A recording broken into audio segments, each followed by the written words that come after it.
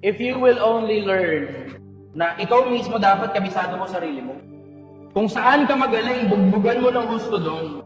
Pag ikaw ang pinakamagaling, o kahit pa paano kasama sa mga pinakamagaling, imposible hindi ka makapagpabayan ng mahal. Ang problema kasi, nagtsatsaga ka kasi sa kung ano lang yung meron. Pilipinas, huwag kang magtsaga sa kung ano lang yung meron. Asamin mo sana kung ano yung pwede mong makamit sa buhay. Huwag kang magtsaga sa bulok na trabaho na yun lang yung kaya mong gawin. Kung gusto mo ng mga matalinong namumuno sa gobyerno, simulan mo sa'yo.